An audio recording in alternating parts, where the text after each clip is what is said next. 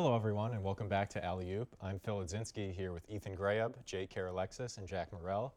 And this week, we're starting a new segment on our show called PTI Squared.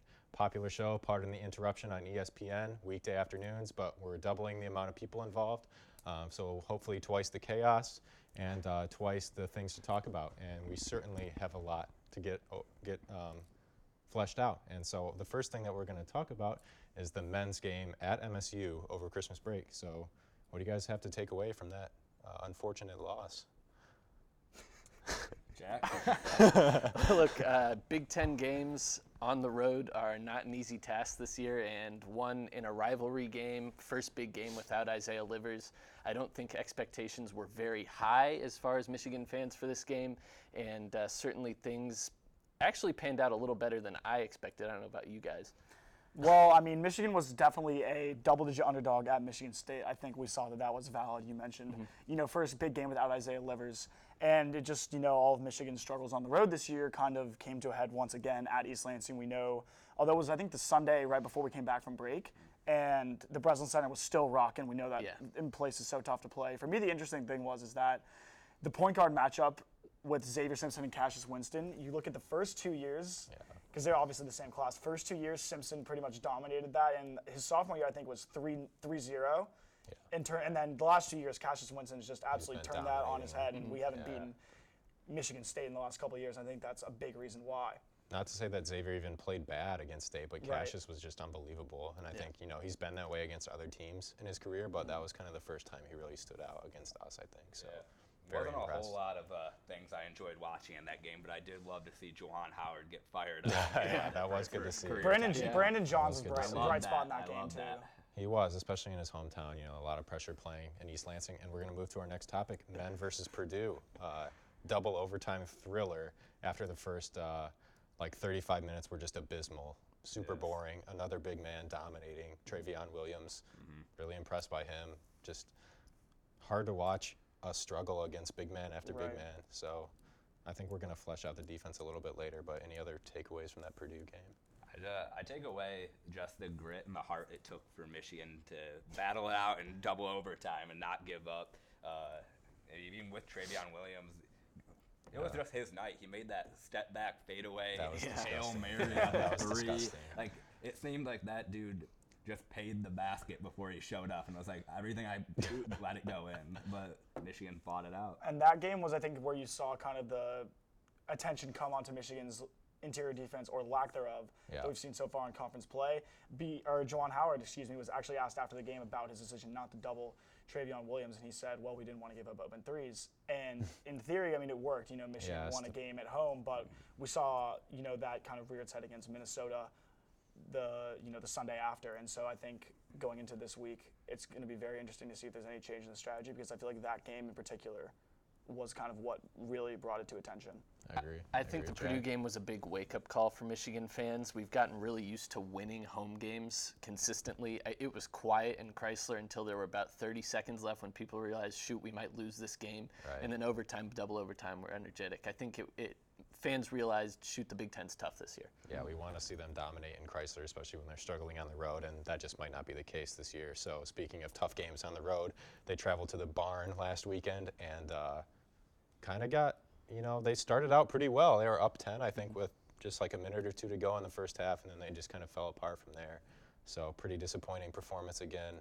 Obviously missing Livers and exposed by another big man, Oturu, in the paint. So, although he's popped onto the national scene this week. Did you see him last night? He was ridiculous again last night. Probably better than he was on Sunday. Yeah, it was. But when we're talking about Arturo, we talked about the Purdue game. This was a couple days after, so you can't really blame Juwan Howard for not wanting to change his whole defensive philosophy. But the difference was in that game was Minnesota wasn't really a threat to shoot the three ball. They shot 4 of 16, and yet there was no help defense or anything like that, and there was really no stopping Arturo. And you kind of have to question, like, okay, at what point does this change? And yet again, I think the secondary guys from Michigan, like Eli Brooks, not a ton from him once again on the road. His confidence is like definitely 4 points or something, or maybe that was Purdue. Yeah, definitely gone way down, since the Battle of Atlantis. And I think, in particular, looking to this week and after that game, he's really going to be at least one of those secondary guys has got to step up. Yeah, it's just so many good performances by Xavier Simpson are just getting lost by just abysmal defense and just other issues on the teams. It's starting to get hard to watch for the senior guard. I agree.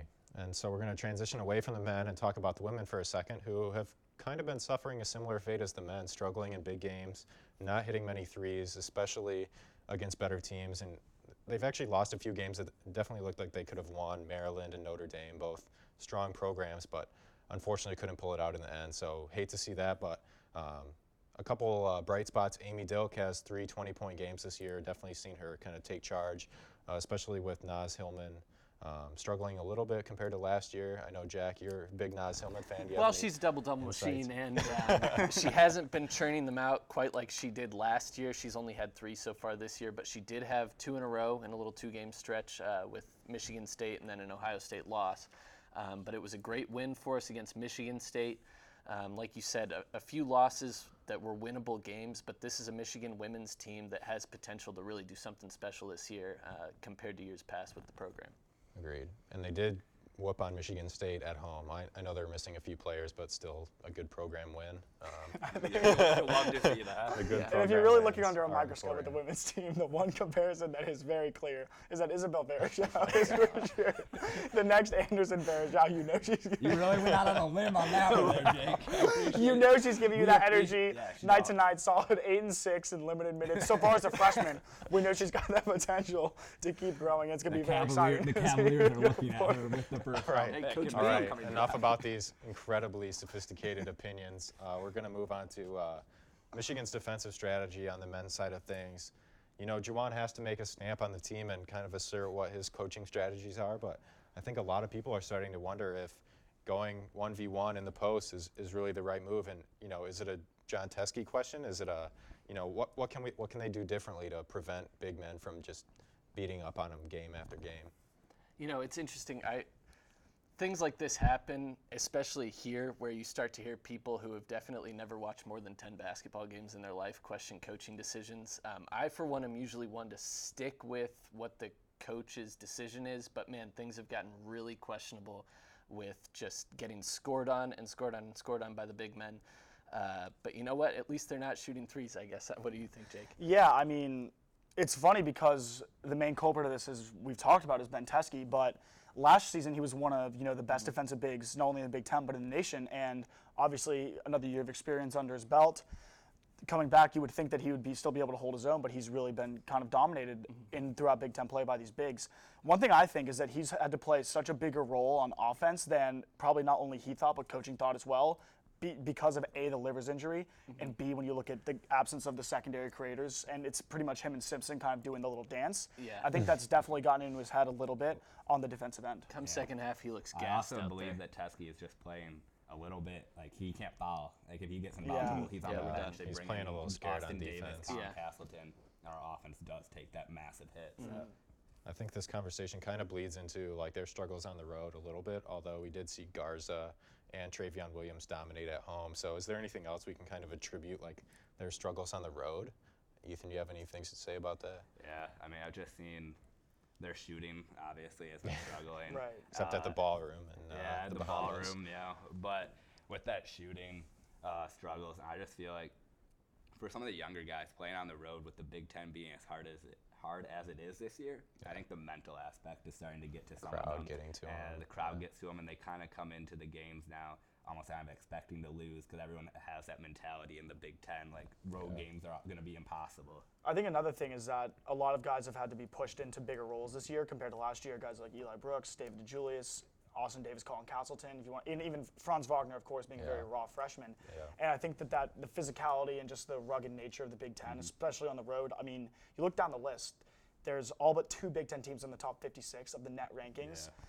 I mean, there's no easy win right now in the conference outside of like Northwestern and Nebraska, and we have not been fortunate enough to draw either of those 2 teams yet. So hopefully this week against Iowa gives us a chance to bounce back, change stuff up. Get some confidence going for sure. And then another kind of overarching question for the team, like what do we think has been like the biggest dynamic that we're missing out on with Isaiah Livers on the bench with the groin injury? Just hasn't been the same team since. Yeah, points. I mean, we're Yeah. missing points.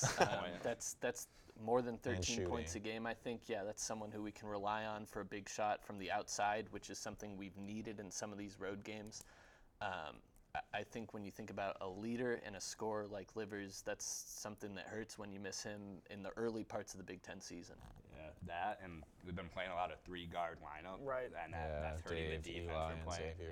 Yeah, those three, Teskey and Franz, has been the go-to lineup, other than like the starting lineup for the most part, that Juwan has been using, which I think has been hurting the defense, and obviously those Yeah. guys are I getting guess tired. we've barely talked about Brandon Johns in this conversation, but he has kind of been the sub for Isaiah. And while he's certainly improving over last year, he just can't quite get to that same level. He doesn't shoot from the perimeter as well. And, you know, Isaiah's just kind of like a good leader out there. I don't think Brandon is quite in that position yet. I think also, if, you know, we said last year that this was going to happen, we would be talking about how Colin Castleton would be a great guy to step up for Livers, and we just haven't seen that kind of production out of him Yeah. either.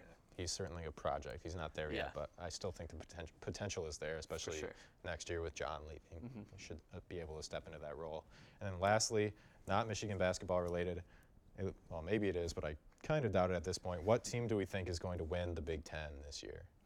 I mean, for me, as much as it pains me to say, I think that you have to look at Michigan State as a clear front runners. You know, they had their early season struggles, of course, but the way they've been playing conference play, they're on top of the conference right now. And I mean, they've held their own on the road, obviously losing at Purdue this past weekend. But you know, I think you saw in the game against Michigan how kind of their ceiling is when they have, you know, obviously you know Right. what you're getting from Winston and Tillman, but if you get some of those secondary guys out there making plays, making shots, and playing lockdown defense, I think they have the combination of experience. As much as we don't want to credit Izzo as good of a coach he is, We should, though.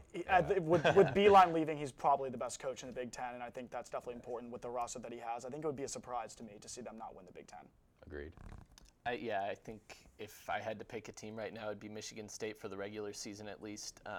But, you know, anything can happen. I mean, if Cassius Winston gets hurt and misses 3 games, all of a sudden anyone can win this. I mean, Rutgers basketball could win Rutgers has been the good. Big Ten. So who knows And what's going to Ohio happen. State has somehow been terrible after Right. getting up to number 2 in the country. I think they're 2 and 4 in the 2 Big and Ten. 4. yeah. Okay.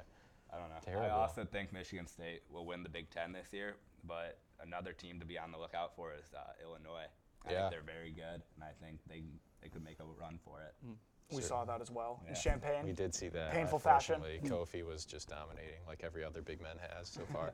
And so that brings us to the end of our segments for today. I feel like we fleshed out a lot of Michigan basketball's problems. Maybe Juwan and the team will take note and listen to us in order to improve the team's performance the rest of the season. But if not, we'll just keep our fingers crossed and hope that the second half of Big Ten play improves a little bit for the men and the women, to be honest. And, you know, we predicted Michigan State is going to win the Big Ten. Hopefully we're wrong there, too. We'll see. But that's all we have for you today. So signing off, I'm Phil Ledzinski. We can't wait to catch you again next week.